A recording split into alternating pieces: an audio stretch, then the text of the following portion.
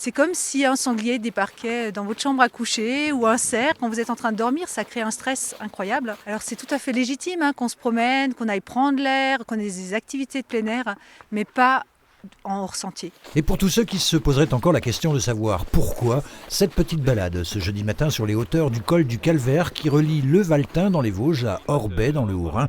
Nous sommes aux portes de la réserve naturelle du Tannet-Gazon du Fin, gérée par le Conservatoire d'espaces naturels de Lorraine, avec la police de l'environnement et 2 associations de protection, Oiseaux Nature et le groupe Tétra Vosges, qui, comme la LPO, la Ligue de protection des oiseaux, tentent de sensibiliser le randonneur à la bonne attitude à adopter en milieu naturel, et tout particulièrement dans cette réserve que fréquentent chaque année un nombre conséquent de personnes. Entre 250 000 et 400 000 personnes par an, donc ça fait beaucoup sur 500 hectares. C'est une fréquentation, c'est aussi un espace qui est très accessible. Il y a la route des Crêtes tout près, c'est un sommet, c'est une crête, c'est une vue, donc ça fait beaucoup de monde. Et donc en effet, elle est très fréquentée. Il y a une zone de protection renforcée sur la réserve naturelle, et cette zone de quiétude, elle fait environ 140 hectares et elle est interdite à la pénétration toute l'année pour tout utilisateur. Et les amendes peuvent monter jusqu'à 1 500 € en cas de non-respect de cette zone de quiétude, que la police de l'environnement surveille tout au long de l'année.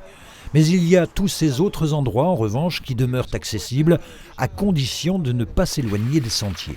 La vie d'un animal et d'une espèce, elle est déjà conditionnée par la qualité de la nourriture dans le milieu. Ensuite, les abris où elle peut nicher. Et puis ensuite, les endroits où elle peut se nourrir en hiver. Il faut qu'elle soit au calme en hiver, parce que si on la dérange, elle perd de l'énergie et elle va mourir.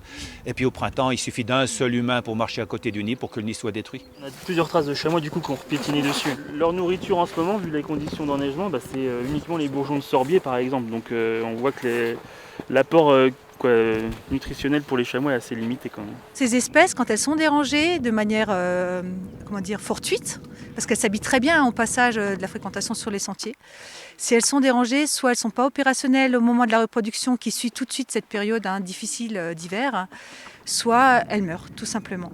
Et l'exemple malheureux, c'est peut-être celui du grand tétras. Alors on peut clairement dire qu'on est au seuil de l'extinction. Il y a quasiment plus d'individus, il nous en reste quelques-uns. Ça a commencé par une modification de son habitat. Depuis, il y a eu beaucoup d'efforts de la part des gestionnaires forestiers pour améliorer la structure de son habitat. Et vraiment, actuellement, ce qui a, on va dire, quasiment achevé la population, c'est du tourisme, et un tourisme, on va dire, de consommation un peu effréné. Auquel il faut ajouter, en raison du réchauffement climatique, le manque flagrant de neige ces dernières années, indispensable pourtant à la survie de cette espèce boréale. Il ne resterait actuellement sur le massif que quelques dizaines d'individus. La police de l'environnement, de son côté, multiplie également les actions de répression, y compris de sensibilisation et d'information, comme celle, tout simplement, de garder son chien en laisse.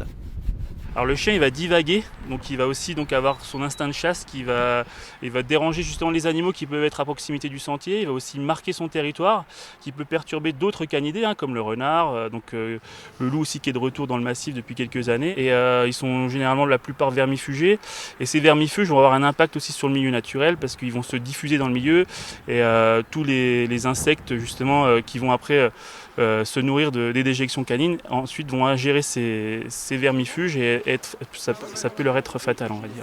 Une sensibilisation à la bonne attitude pour respecter la quiétude des animaux et protéger leur survie, qui, il faut bien l'avouer, reste un travail de chaque jour, pour ne pas dire de toute une vie.